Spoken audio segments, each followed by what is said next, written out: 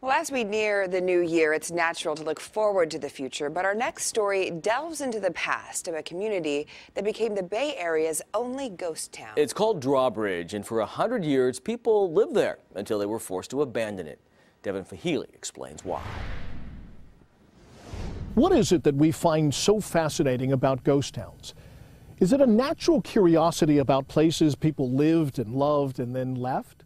What little is left of the community of Drawbridge is about a half-mile down these railroad tracks. We were given special permission by the federal government to give you a rare tour of a place that few people know exists and fewer still have ever visited.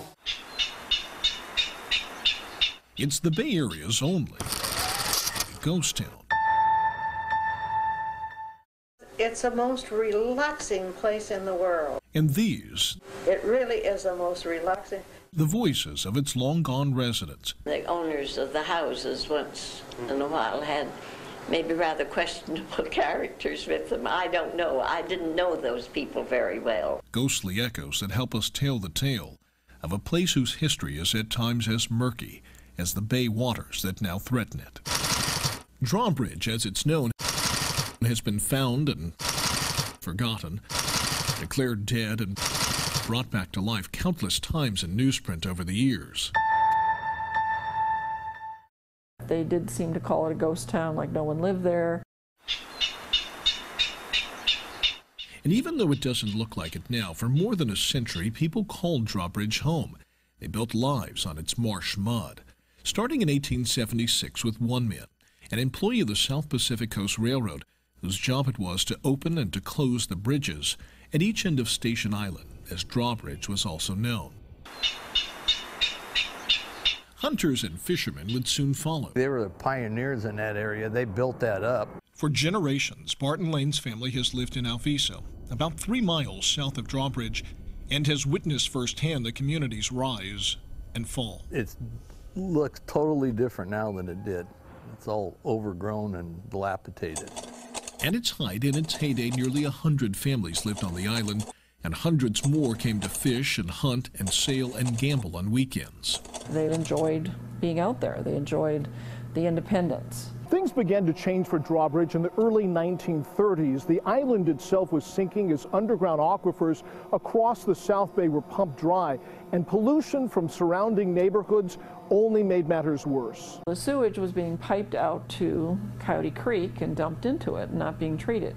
Drawbridge became a sinking and stinking shadow of itself, and all but its most die-hard residents slowly, one by one, moved away. Vandalism became more of an issue because there were less and less people living there, so it looked abandoned, even though some of the houses clearly were not. Even the train, to which Drawbridge owes its existence, eventually stopped stopping there, only adding to its isolation. I shot my windows out quite a number of times.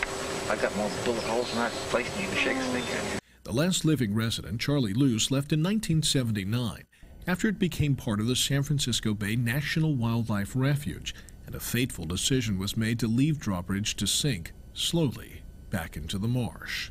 As the area restores, our goal is that it again becomes kind of that wildlife mecca where there's birds and fish that are using that area again. Off limits and inaccessible, Drawbridge became a ghost town, a label it had so long resisted.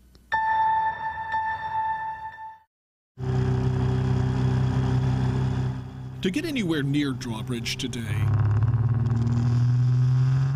you need a boat. Bart's son Kyle took us on an overcast afternoon last month to get a closer look at the crumbling, weather-beaten remnants of the buildings on the northern end of the island. Tide and time waits for nobody. People out there took care of it. It's been neglected. Just let it rot away. In the dying light, what little is left of Drawbridge comes to life, painted in a palette of amber and bronze. Its weathered walls and rusted roofs now a canvas for trespassing graffiti artists eager to declare, "I was there once," and that they share with the spirits of this place.